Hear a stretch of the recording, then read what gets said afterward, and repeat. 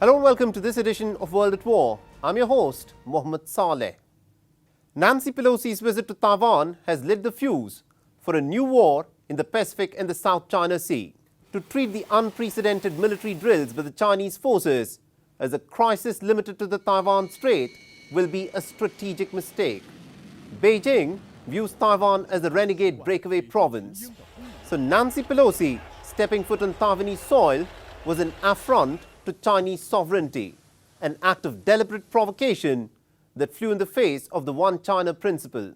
Now, the air and sea drills are not just an expression of protest against Pelosi's visit, but they're actually a temporary and a strategic blockade of the air and sea lanes to Taiwan. So even as Taipei exulted for hosting the American House Speaker Nancy Pelosi and felt reassured that it had the backing of the Americans, through these military drills, what Beijing has done is effectively cut off large parts of Taiwan from the rest of the world for a period of 4 days. China has shown that it can impose a blockade on the 24 million people of the Taiwanese island at a moment of its choosing. For the first time ever, China fired missiles over the island of Taiwan, including in the airspace covered by the Taiwanese defense missiles. Taiwan, for its part, has condemned the Chinese military drills as irresponsible and deliberate escalation, but has chosen not to trigger air raid alerts as it predicts that Chinese missiles will land in the waters to the east.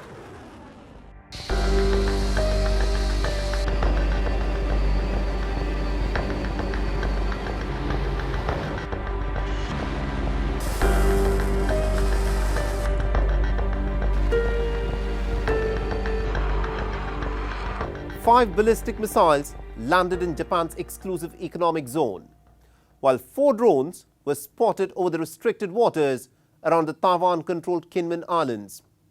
For her part, Nancy Pelosi insists that her trip to Taiwan was not about changing the status quo. You may be more interested in, again, what the Chinese did while we were traveling, and we have said from the start that our representation here is not about changing the status quo here in Asia, changing the status quo in Taiwan.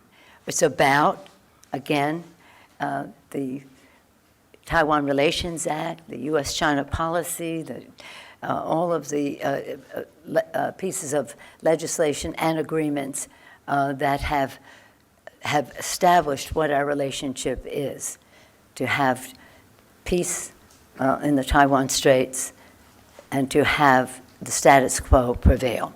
But diplomatic miscalculations have the knack of often turning a conflict into a conflagration.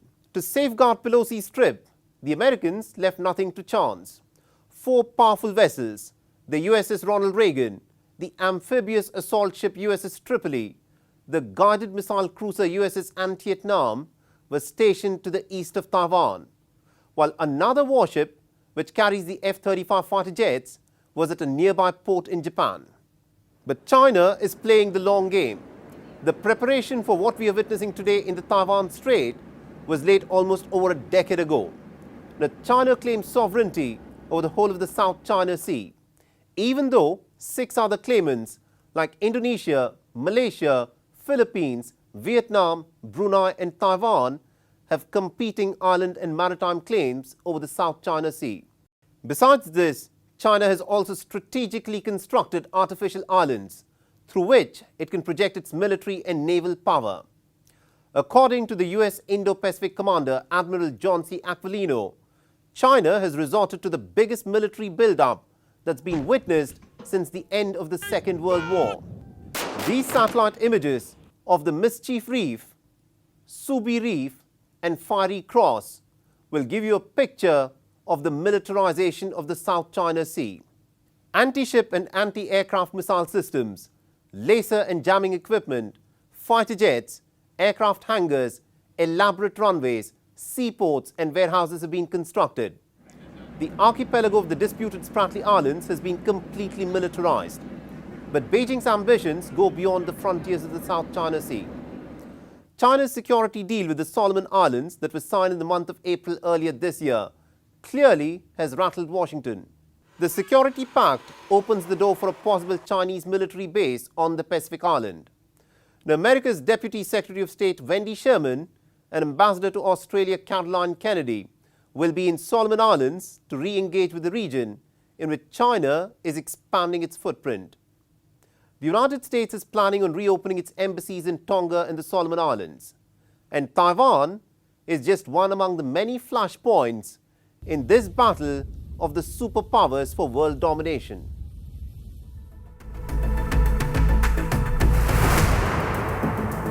Ayman al-Zawahiri, the leader of the Al-Qaeda terror network, is claimed to have been killed by a CIA drone strike. This is the biggest success in the war on terror for the Americans since Osama bin Laden was killed in Abbottabad. It took the Americans 21 long years since the Twin Towers came crumbling down on 9/11 to hunt down one of the key masterminds of the biggest terror attack on American soil. So how did the United States finally manage to track and kill Ayman al-Zawahiri? And also, what does this operation mean for the Taliban government that's been seeking international recognition since it stormed to power exactly a year ago?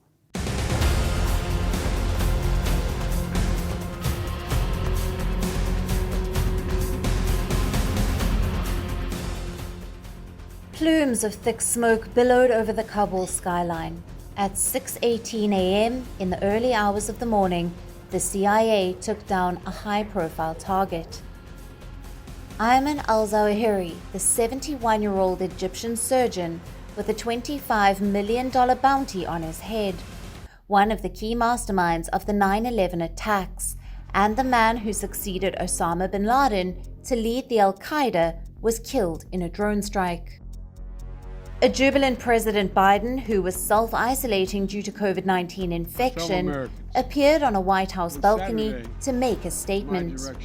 On Saturday, at my direction, the United States successfully concluded an airstrike in Kabul, Afghanistan that killed the emir of Al-Qaeda, Ayman al-Zawahiri. You know, Zawahiri was bin Laden's leader. He was with him the whole time. He was his number 2 man, his deputy at the time the terrorist attack of 9/11.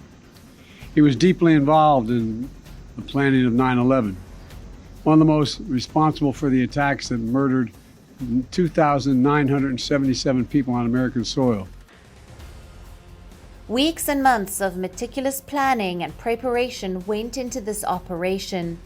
Al-Zawahiri was hiding in full public view at an upscale apartment owned by a top aide of Sirajuddin Haqqani. The CIA knew that al-Zawahiri lived in this apartment since April. They monitored his every move, established his pattern of behavior. Al-Zawahiri never left the building, but often stood at the balcony overlooking the premises. According to reports, a drone equipped with Hellfire R-9X missile flew from the United Arab Emirates and over Pakistani airspace for the operation.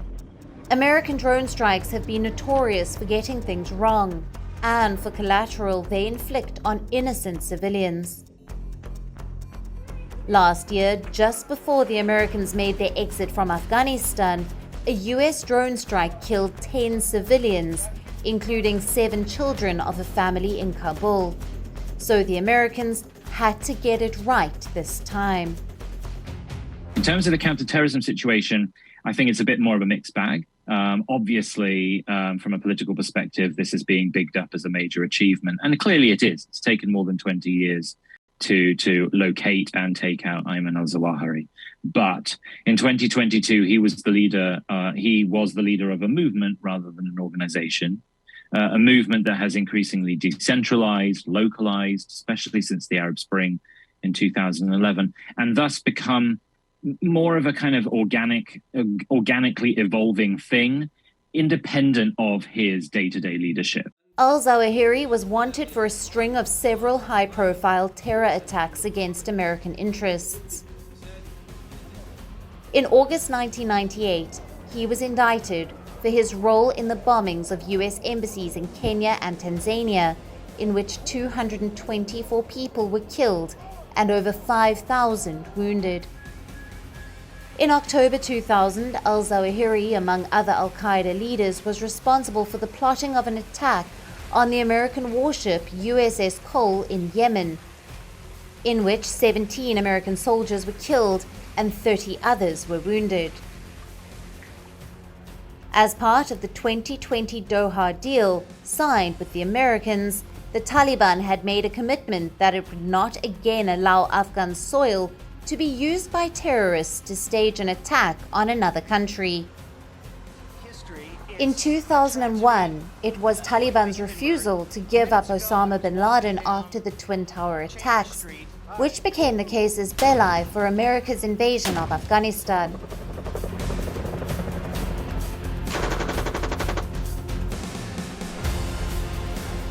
20 years later, the Taliban is back in power. It is starved of funds and is looking for international recognition. But al-Zawahiri's presence in central Kabul, under the protection of the Taliban, is likely to plunge the troubled nation into greater isolation.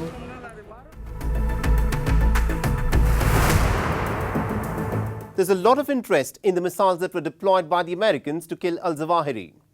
The balcony where Zawahiri stood was destroyed. The windows were blown out, but otherwise the building was intact. Now, Zawahiri's wife and his daughter were also in the building at the time of the drone strike, but they were unharmed. So how did this happen? The two Hellfire missiles fired at al-Zawahiri did not have an explosive warhead. Instead, they were equipped with 6 razor-sharp blades that are designed to slice and shred the target. The blades pop out just seconds before the impact with the target and shred anything that is in the missile's path. For this reason, the Hellfire R9X missile is also known as the sword missile or the ninja bomb or the flying ginsu, a reference to the knives that were very popular in America in the 1970s and 80s.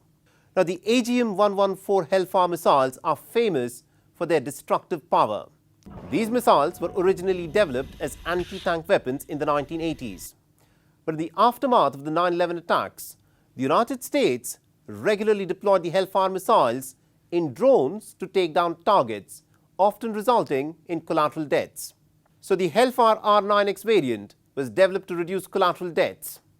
A Hellfire R9X weighs about 100 pounds. It can punch through cars and roofs and also kill without a blast. The Hellfire 9RX also solves the left seat, right seat problem.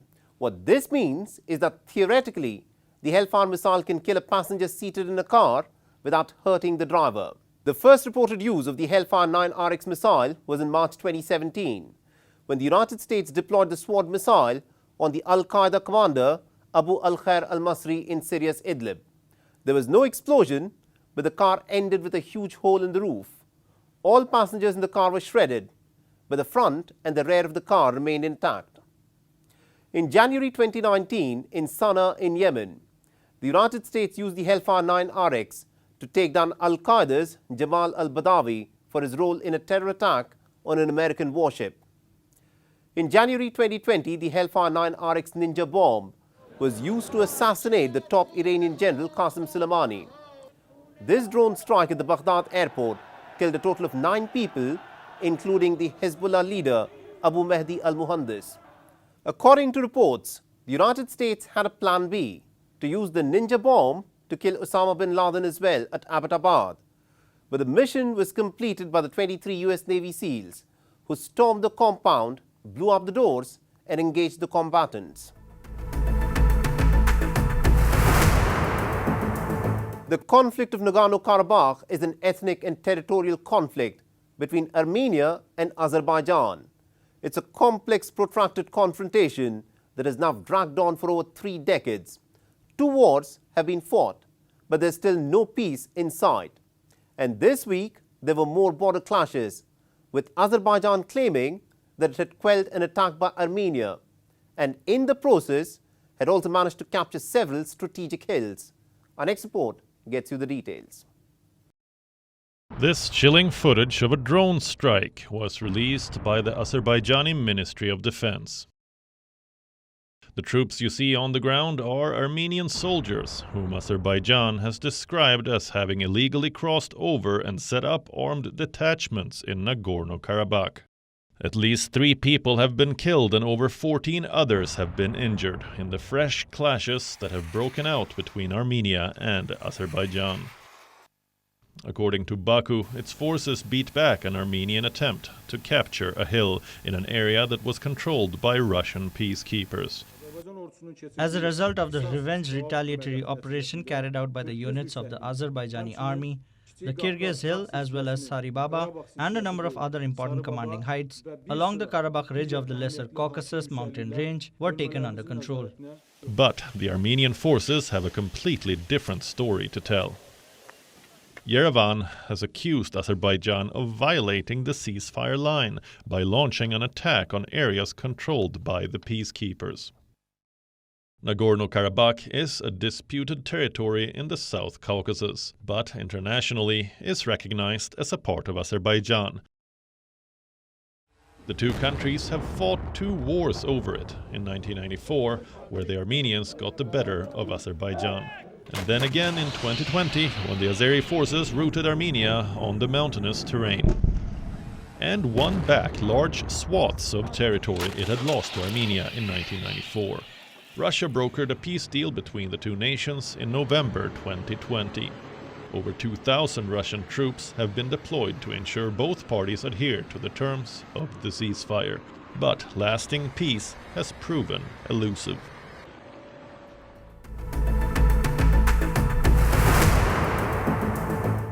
Sri Lanka is in deep political and economic turmoil.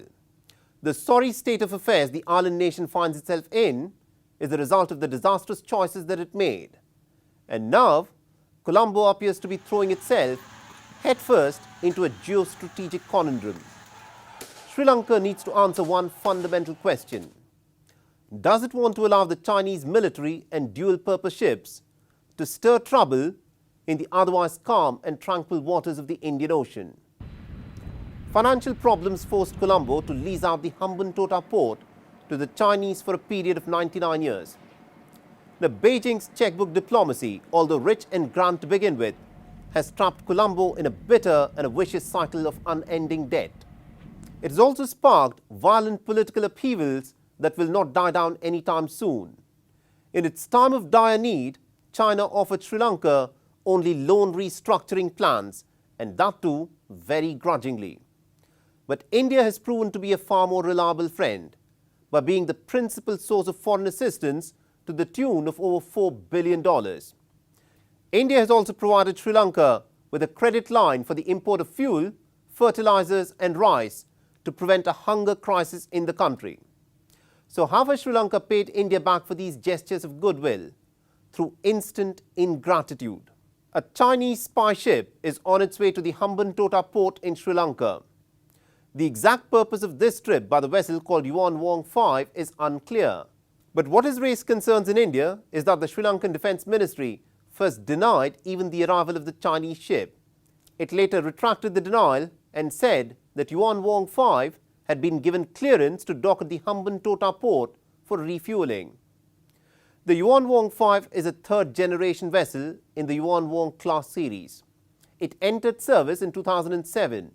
It is one of China's latest generation space tracking ships that is used to monitor satellites, rockets and intercontinental ballistic missile launches. This is a type of a surveillance ship that starts moving once a country, and in this case China, decides to carry out a missile test. According to global marine tracking sites, Yuan Wong 5 is travelling at a speed of 19 knots. It will reach Hambantota on the 11th of August and will stay docked there till the 17th. India takes a hard view of the Chinese military or dual-purpose vessels in the Indian Ocean. In 2014, Sri Lanka's decision to allow a Chinese nuclear-powered submarine, the Changzheng 2, in Colombo had become a diplomatic flashpoint. In 2019, the Indian Navy had shunted out a Chinese naval ship, Xi'an 1, after it had veered very close to the Andaman Islands. In 2020, the presence of 2 Chinese surveillance ships near the Andaman Islands had sparked similar concerns. According to a Reuters report, China, on the issue of the surveillance ship heading to Hambantota, has said that it hopes that the relevant parties, by which it means India, would refrain from interfering in its legitimate maritime activities. Now, sending spy ships to the vicinity of another nation cannot be a legitimate activity by any stretch of imagination, same as sending fighter jets close to the LAC. What China is making is a statement of intent.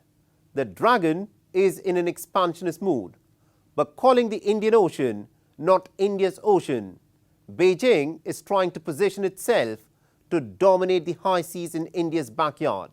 And Colombo will soon need to make a choice between a reliable friend or a manipulative expansionist creditor.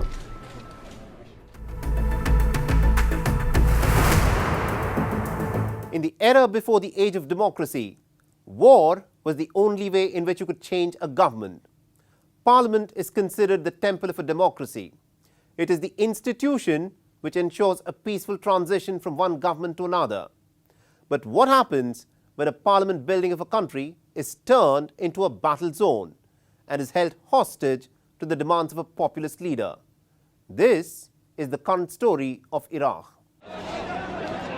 290 days without a head of government or a cabinet. The longest political deadlock in the last 2 decades in the oil-rich nation. The Game of Thrones in Iraq has now hit a deadlock. On the 27th of July, thousands of supporters of the populist Shiite cleric Muqtada al-Sadr stormed Baghdad's fortified green zone, which houses government buildings and foreign embassies, and forcibly occupied the parliament building.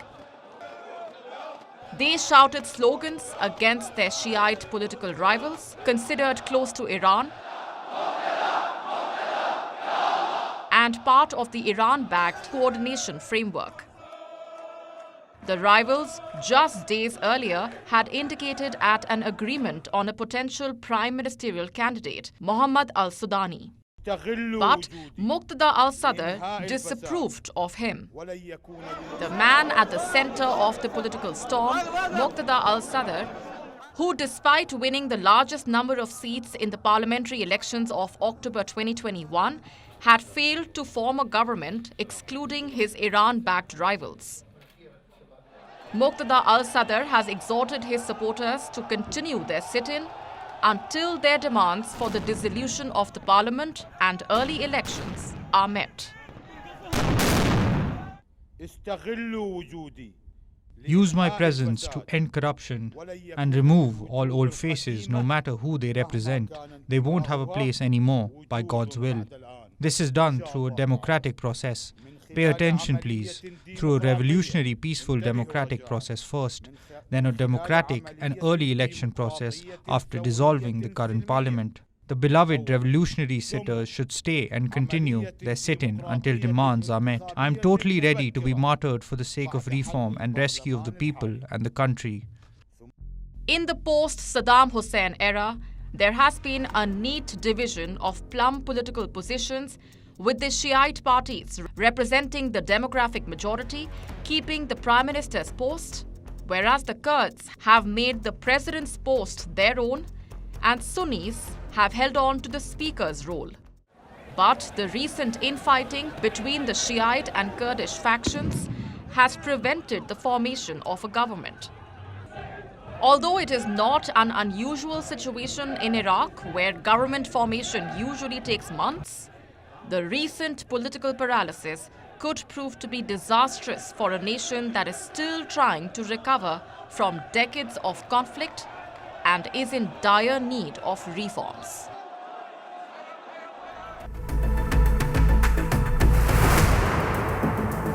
This week marks the 77th anniversary of the deadly atomic bombings of Hiroshima and Nagasaki. On the 6th of August at 8:15 a.m. in the morning, a US B-29 bomber dropped an atomic bomb that was nicknamed the Little Boy on the Japanese city of Hiroshima. 140,000 people were killed out of a population of 350,000. Thousands more died later due to injuries and radiation-related illnesses. 3 days later, on the 9th of August, the United States dropped another nuclear bomb nicknamed the Fat Man. 75,000 people were killed, most of them vaporized in the immediate aftermath of the atomic explosion. The entire city was laid to waste.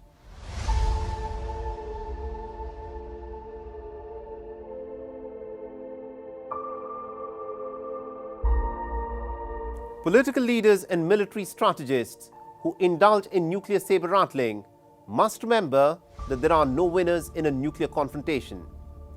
Each one of us needs to ask this question. 77 years since Hiroshima and Nagasaki, have we learned our lesson? Have we made enough efforts to make our world a better and a safer place? These images, I hope, will make each one of you to sit up and think. If you want to reach out to me with any comments, suggestions or feedback, you can do so by tweeting to me on my Twitter handle that you see on your screens. I'm your host Mohammed Saleh. Thanks for watching.